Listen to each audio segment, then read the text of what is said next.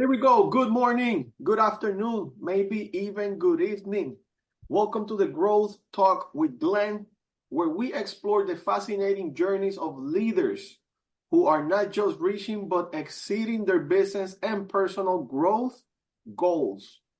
Today I'm thrilled to have a fellow 10X business coach named Stephen-Will, a renowned 10X growth and sustainability expert at Radar 2030. Stephen is at the forefront of integrating sustainability and ESG into the global supply chains, transforming the way companies operate for a sustainable future. Stephen, welcome to the show. Thank you so much, Glenn. It's a joy to be with you. Thank you for making this happen. Excited to be with you today. Likewise, thank you for the opportunity. I do know that you're going to be sharing with us a lot of knowledge, a lot of expertise, a lot of things are coming for the better of the world. I'm excited to be sharing this today with the entire audience. If you don't mind, Stephen, go ahead and introduce yourselves. Who are you? What is that you do? Who do you help? And how is that you help? That's great, Glenn. Thank you so much for the opportunity. Well, as you can see, 10X Businesses is all about helping companies to grow and scale, but also it's about individuals. You know, it's the individuals that make up companies. And with over 20 years experience of helping coach chief execs and senior sustainability leaders around the world, I'm very, very passionate about helping individual humans to make wiser, smarter choices. And that goes everything from being a family person. I have two sons who are just grown up and leaving home now, through to the corporate decisions that we as leaders of business, chief execs, I've worked with big global corporations like Tesla, Walmart, General Mills, helping the senior members of those teams make better products, have cleaner supply chains. But ultimately, it comes back down to the questions that we each ask ourselves when we buy new products. Is this something that's good for the planet? Is this going to be good for future generations? And those are the questions I'm excited to bring to the world. I love that. Would it be okay if you can walk us through the journey that led you to specialize in ESG and sustainability within the supply chains? Yeah, thank you, Glenn. Well, that's a really fascinating story because, you know, we're all brought up to understand that better business means making more profit, increasing revenue, and so on, being more efficient. And indeed, for the first part of my career, you know, my degree is in international business and commerce. I learned all about transport and trade and how to help businesses grow and become more profitable. After about 7 or 8 years working, I was based in London, working with Pricewaterhouse, which is one of the biggest global consultancy firms. Wow. I got a reputation for being the expert on either oil and gas or supply chain operations. And so I was flying around the world, making a difference with projects. And at the time I was single, didn't have any kids, and it seemed that I was at the peak of my career. You know, I felt like I was doing so many great things. And then I had a very personal realization. I was working in the Far East, working out of Singapore, and I flew in for a review of a project that I'd been working on for 3 years. My brother happened to work in Hong Kong at the time, so he and I were having times when we'd be together and we'd go hiking in the Borneo rainforest. Crazy. And so I was deeply connected to nature and always have been. And then one day I was flying in for another factory opening and looked down on this rainforest, or what was the rainforest, and suddenly it was like a crazy time-lapse movie had happened. And over those 3 years, steadily that rainforest was being destroyed and replaced by factories, roads, and a huge container terminal. Wow. And that was my realization. I spoke out about it. At a client meeting, I spoke out and I said, you know, this is wrong. There's a collision here of mankind versus nature. And I thought I was with friends, and I'm telling this story, and I noticed that some people were not looking very happy. And very soon after that, I got fired. I was out of a job for speaking my truth. And I realized that my truth is that we're individuals and we can make a difference. So yeah, I dedicated my entire resources and skills for the next 20 years to helping companies be more responsible, clean up their supply chains. And that's brought me to where I am today, being a 10x business coach, growing businesses. Do you believe that action that it happened, that you got fired by sharing your thoughts, it was that decision that, you know what, I'm right about this. I'm into something that is gonna help the world. Right. Is that what Yeah, happened at that moment?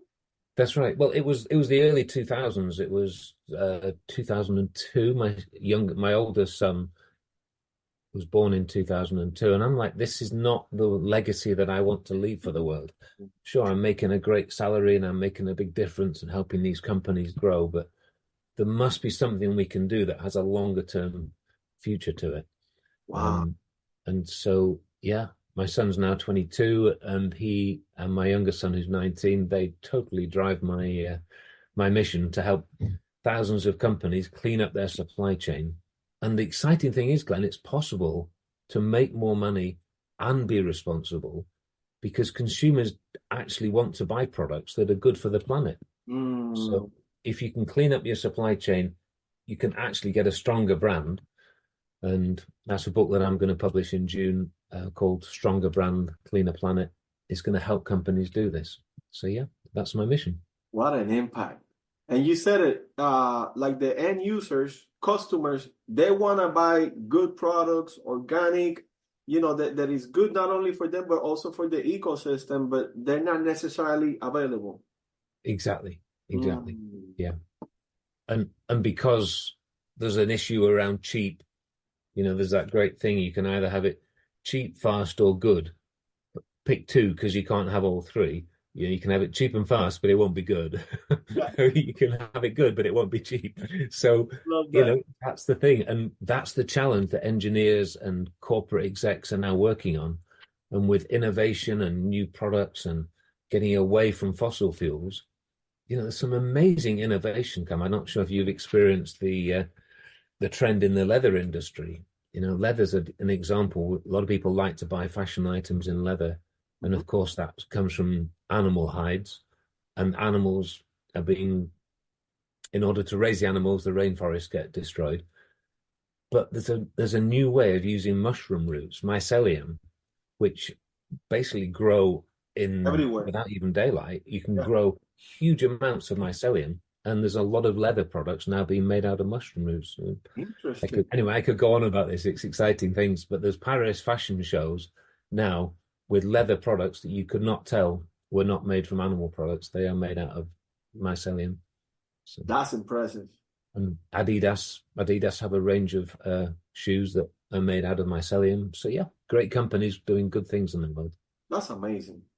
Stephen, what role does AI-driven tools and data analytics plays in your strategy to achieve the net zero emission before 2050? Well, it's a new industry. It's, only been around a few years, but clearly humans will never be replaced by AI. The important thing is that AI can actually augment the speed of things. We can ask AI, and it's basically, I went to the Salesforce convention, Dreamforce last year, and there's nothing artificial about intelligence. So AI is a great term, artificial intelligence. It's actually data intelligence. It's using tens of years of data to actually make an intelligent decision about what to do. So let's not be afraid of AI. Let's consider it as data intelligence and have humans use that to clean up their supply chains, to find out great ways to do things. And a really practical example that will help to understand this is, let's take the ice cream industry. When it's cold, people don't buy ice cream. When it's hot, they do. So you could use the data intelligence to say, okay, tell me what the weather's going to be and how many items of ice cream I need to make in what areas. And that's a way that AI can say, so don't send the ice cream van around on a rainy day because he's not going to sell anything. And that's been around for a long while, but using extremely clever ways of using the last 10 years of data, we can actually make supply chains more efficient and have a lot less waste in the world. Wow. And the speed that comes with the utilizing what it is, the AI Yeah, in order to execute the idea that you might have. I love that. How do, exactly. To execute ideas and make the world more efficient and not have so much waste around. mm, Unfortunately, I think it's over 25% of the food produced in the world is actually wasted. So there's a hunger issue, but we're still producing food that then goes to waste because of bad supply chain practices. People who have stuff in their fridge that they throw away, or there's some really difficult examples around the produce industry where farmers are told to go and produce acres and acres of strawberries, and then the weather goes down, strawberries are not being sold, and instead of buying the strawberries, the farmers get a message: no, we're not buying them, plow them back into the land. So having grown acres and acres of strawberries, nobody will buy them, the market's not there, so they just go and they plow it back in because wasted. the supply chain wasn't there to use it. Wow. And that's how supply chains and smart data and more effective practices, and that's what I help to coach businesses on. Let's Mm, reduce the waste, and that can increase the profit and increase the brand value. wow. How do you balance the often complex relationships between immediate profitability and long-term sustainability goals in your consulting business? Mm-hmm. Well, if you look at how Patagonia have had a very successful brand, they succeed with that. They are profitable and they're also highly responsible because they educate the end users. And that is the short answer. Educate the end user to not demand low cost, high impact products, because Mm, that's what can't carry on. If we continue, single use plastic water bottles. I've just done a TEDx talk on fast fashion and the clothing industry. I'm writing another one to talk about plastic and single use plastics. But that's a prime example of where profitability, short-term profitability, is causing a massive impact on the planet. So we've got to get these balances together, and it's about the end users not demanding low-cost products. That's the short answer to your very, very perceptive question. when you talk about Patagonia and their success that they're having by educating the audience, their customers, what do you mean by that? Like, what is that the Patagonia it has? Because now I don't know what Patagonia is. I Maybe a see. lot of other people might not. So what is that they did in order to increase their sales and at the same time educate and be helpful for the ecosystem? Yeah, so an example. So Patagonia is a clothing company founded by Yvon Chouinard, who's an amazing thought leader in the sustainability world, Mhm. and they sell outdoor products, climbing gear. But an example is a jacket. I don't actually have it to hand, but my son bought a jacket, Mhm. and it's from Patagonia, and it probably cost, let's say $75, so a fairly expensive jacket. Um, and the other day he was out hiking and it's a down jacket and he caught it on a tree and it got a rip in it. So the down started to come out.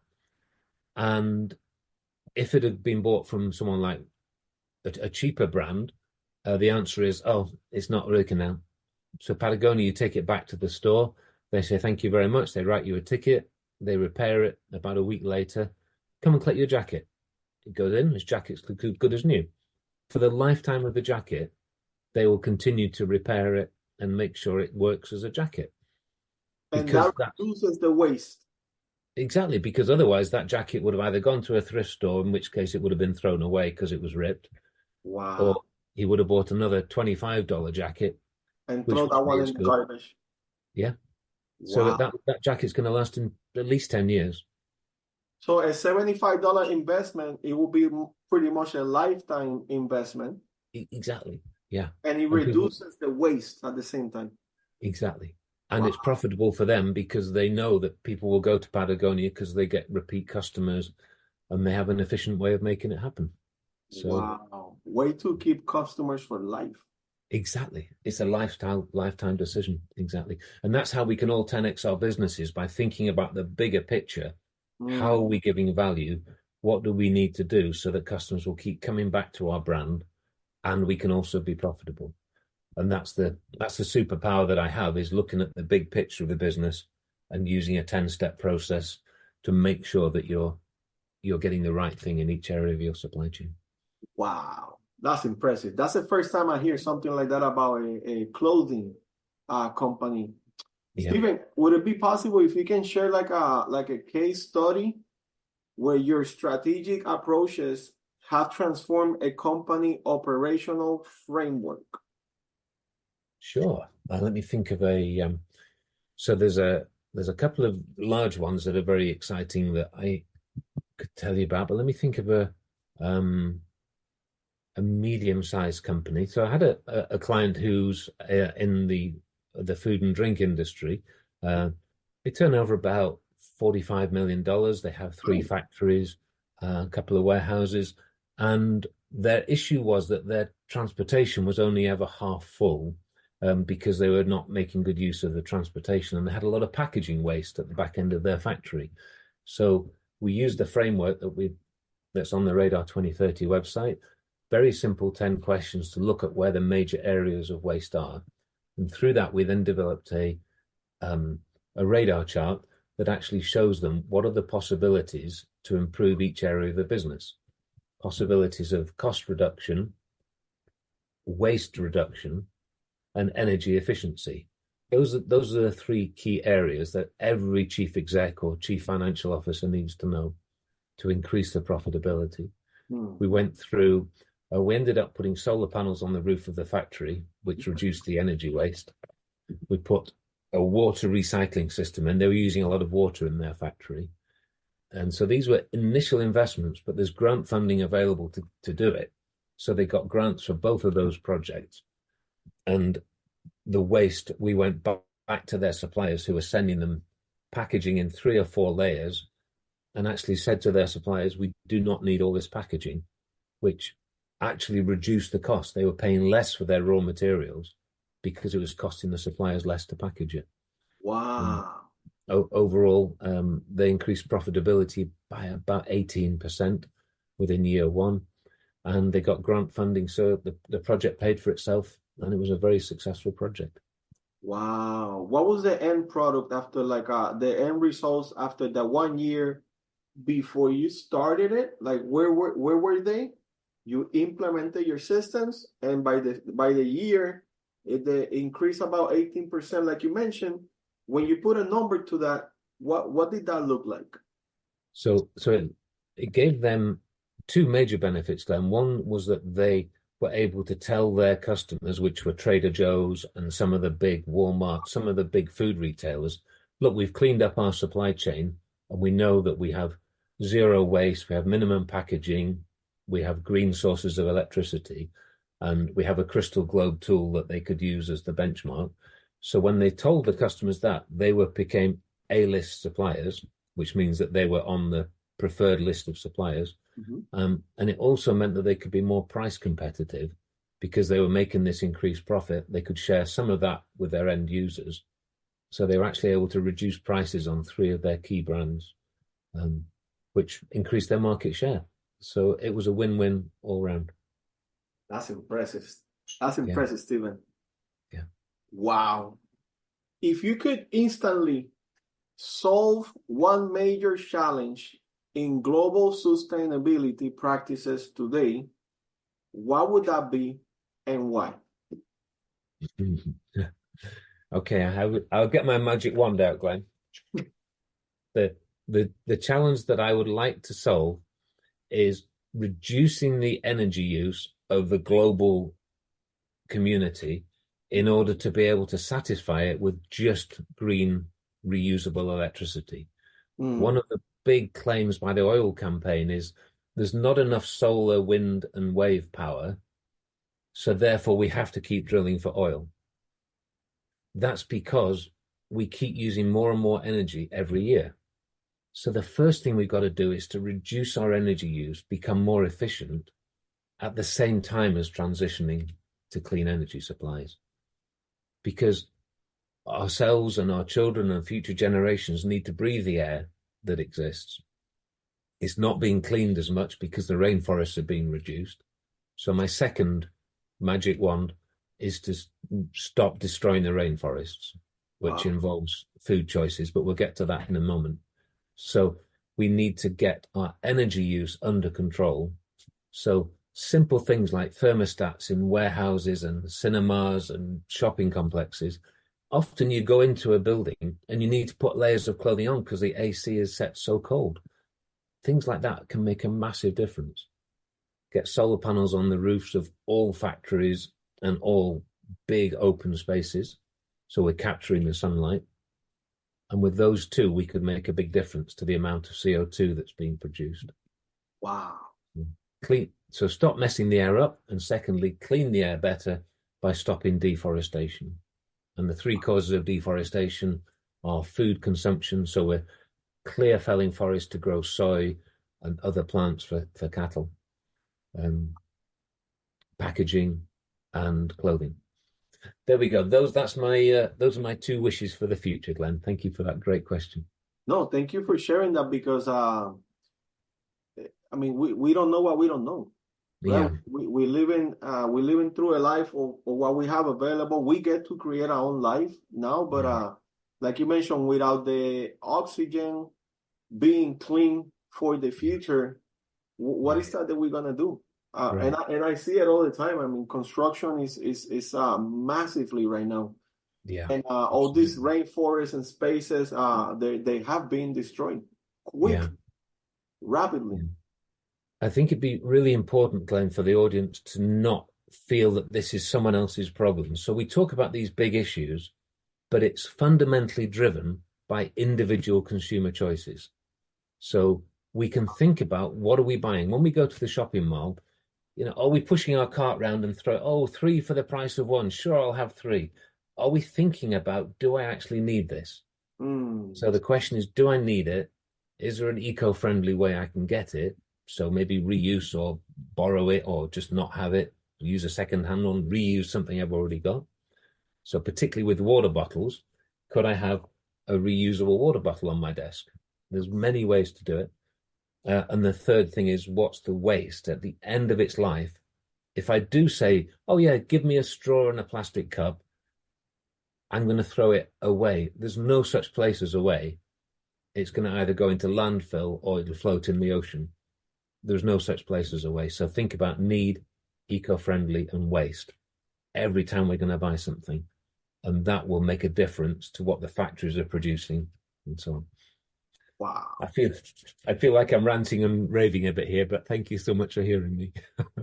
No, this is awesome. I never had a conversation with such a great information, because this is, again, I don't know what I don't know.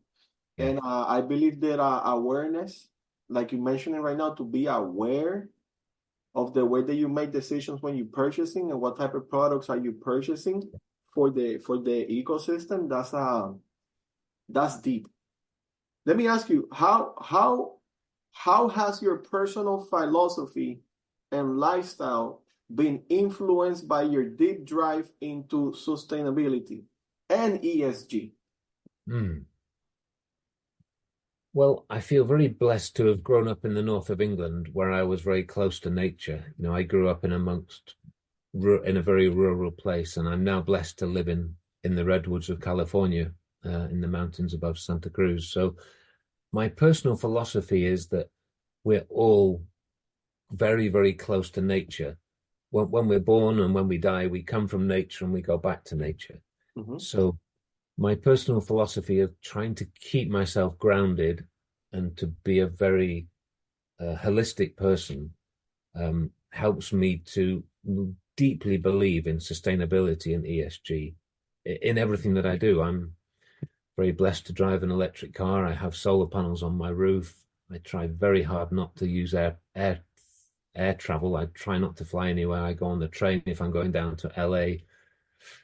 Of course, I do have to fly because of my business, and I always offset it at least 5-fold. Make sure that the CO2 that I produce there's sufficient trees being planted that make that a 5 times impact, which basically means however much you pay for an air ticket, you need to donate at least between 2 and 5 times that cost to one of the companies that's planting trees and helping to reforest the nature.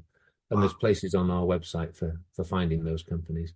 But yeah, air travel is insanely underpriced for the impact it's actually having.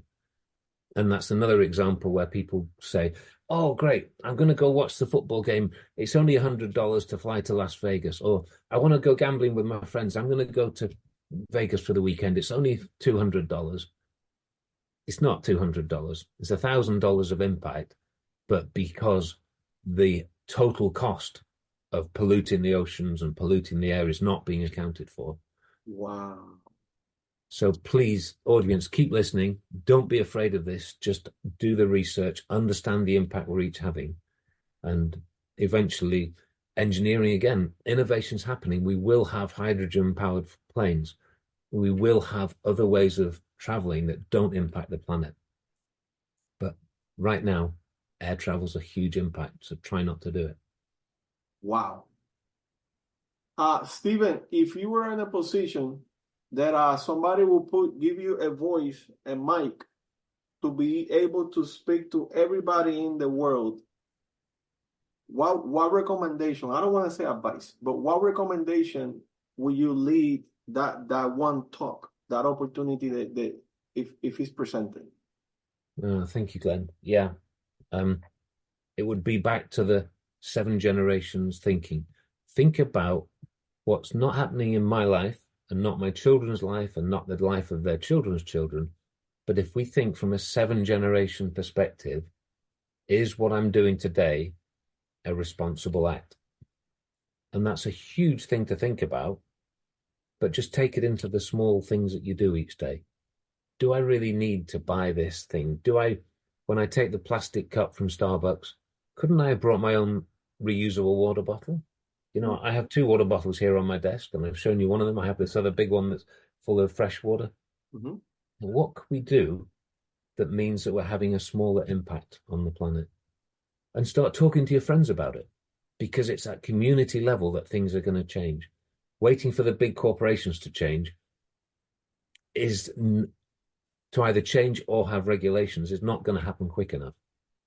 We've got 7 years before 2030. We've got to get the degree of pollution and the amount of impact we're having on the environment down by then. So that's how I'd use the mic. I would say, think about 7 generations forward. Is what I'm doing today a good and responsible thing? Wow. What does the term 10X mean to you, Stephen? Great.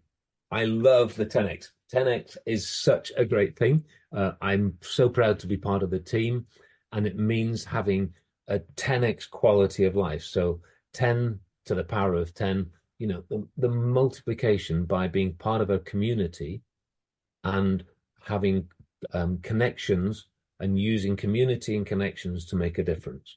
So that's what I'm doing in my 10X coaching.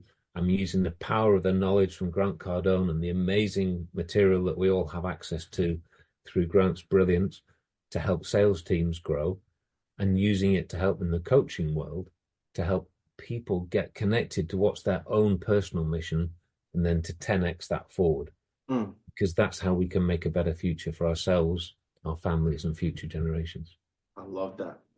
Yeah, thank you. I love that. Stephen, in case that anybody, any executive, any company, any corporation, or even an individual want to get in touch with you, join your mission, your vision, your goals, your targets, how can they reach out to you? Thank you. I'm sure we're going to put a link in below for the website. There's a landing page there. Download the free book, the Chief Financial Officer's Guide to Sustainability. It's very simple. There's 10 charts in there. Use those. Sign up for the book that's going to be launched in June of this year, and just get in touch. My mission is to help companies. I totally will give 45 minutes of my time to anyone who would like to hear about the stories, hear about how they can help and make things a big difference. So reach out, let's be in touch. And through Glenn or myself, let's 10x the future. Thank you Let's so do much. it. I love that. Let's 10x the future personally, professionally, financially, and also like with Yeah. the eco-friendly as well. Exactly. Stephen, we always over-deliver. We always educating our audience. Would it be okay if we close with a quote? Please, let's you do it. You pull through, and either you find it or Shai can shout I'm stop gonna when you I'm get there. gonna ask you to pick from number 8 to 85. You pick a Okay.